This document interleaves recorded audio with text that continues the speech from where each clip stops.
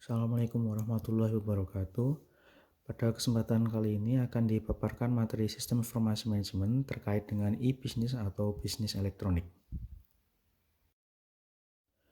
Sebelum masuk ke inti pembahasan e-bisnis, perlu diketahui istilah lainnya seperti e-commerce, e-government, e-marketing, dan yang lainnya di mana pada intinya aktivitas-aktivitasnya dapat dilakukan secara digital atau elektronik. E-commerce berhubungan dengan kegiatan jual beli melalui internet.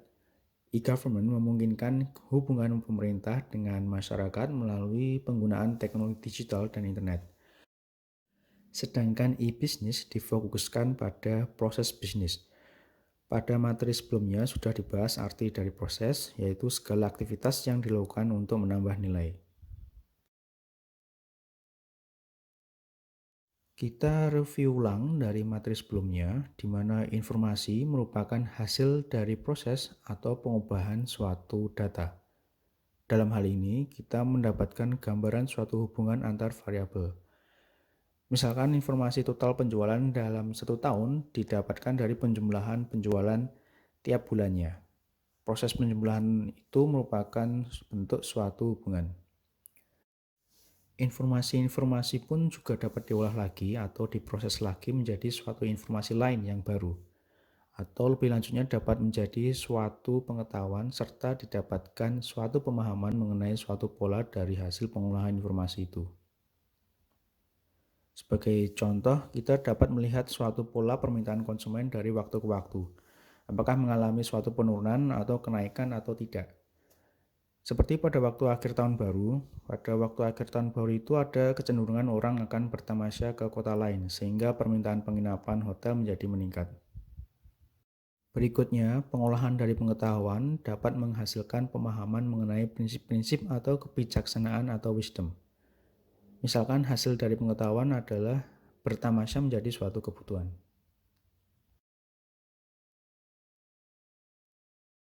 Sistem informasi manajemen berkaitan tidak hanya dengan teknologi, namun juga berkaitan erat dengan manusianya, yaitu orang yang menggunakan atau end user, dan kualitas SDM yang merancang sistem informasi manajemen. Lalu ada organisasi juga yang memberikan fasilitas atau dukungan atau lingkungan budaya dalam menerapkan sistem informasi manajemen. Dan yang penting juga adalah bagaimana sistem informasi manajemen dapat menyelesaikan permasalahan, dapat meningkatkan produktivitas, efisiensi maupun efektivitas organisasinya.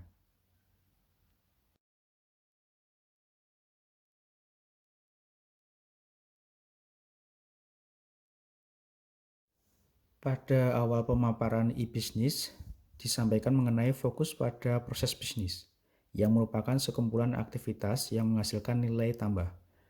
Nilai tambah ini dapat berupa informasi baru yang merupakan pengolahan dari data atau pengolahan dari informasi. Nilai tambah ini juga dapat berupa suatu pengetahuan baru dari hasil pengolahan informasi.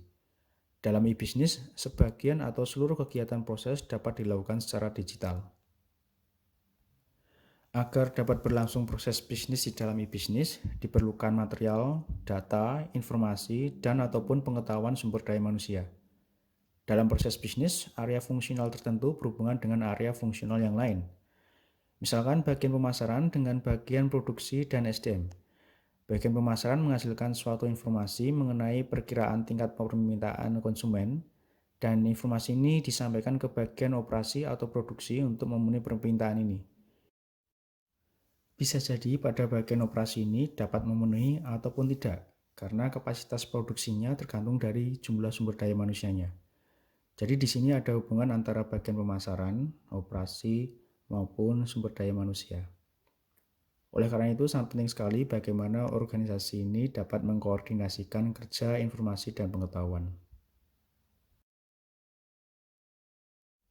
Berikut diberikan contoh fungsional proses bisnis. Pada bidang manufaktur ada perakitan barang dan pemeriksaan kualitas.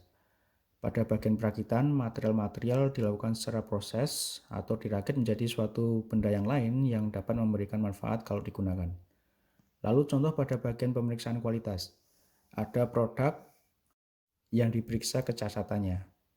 Kalau cacat, maka perlu dicari tahu penyebabnya dan diperbaiki sehingga dihasilkan produk yang bermutu sesuai keinginan konsumen. Dan tentu saja ada aktivitas-aktivitas lain selain ini di dalam manufaktur dan produksi. Contoh berikutnya pada bagian penjualan dan pemasaran, melakukan identifikasi pelanggan termasuk suatu proses bisnis.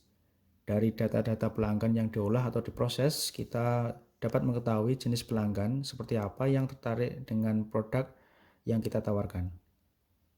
Begitu juga dengan aktivitas memperkenalkan produk maupun penjualan produk. Pada bagian keuangan dan akuntansi dibuat suatu laporan keuangan yang merupakan hasil pengolahan dari data-data atau informasi-informasi keuangan. Laporan keuangan sangat bermanfaat untuk mengetahui kondisi keuangan organisasi. Informasi ini juga dapat digunakan untuk merencanakan alokasi keuangan.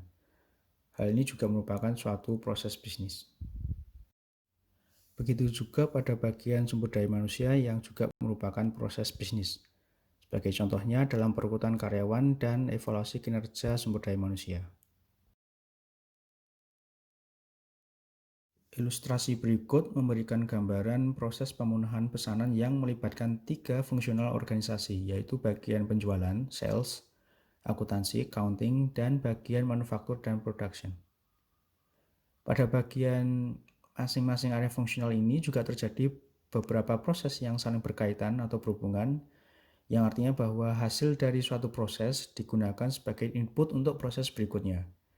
Oleh karena itu, baik atau tidaknya akhir dari suatu proses, contoh dalam hal ini adalah proses pemenuhan pesanan, tergantung baiknya dari proses-proses sebelumnya. Teknologi informasi mempunyai peranan dalam proses bisnis. Satu peranannya adalah meningkatkan efisiensi proses. Efisiensi proses dapat semakin meningkat karena tahapan-tahapan aktivitasnya dapat dilakukan secara otomatis. Aliran informasi dapat dirubah dan dikendalikan. Siapa yang mendapatkan informasi apa, sehingga lebih banyak orang yang bisa akses dan berbagi informasi. Selain itu, tahapan proses yang berurutan dapat digantikan dengan tahapan proses yang dilakukan secara bersamaan.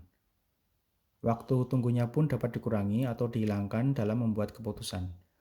Penggunaan teknologi informasi dapat membantu memperlancar model bisnis yang baru.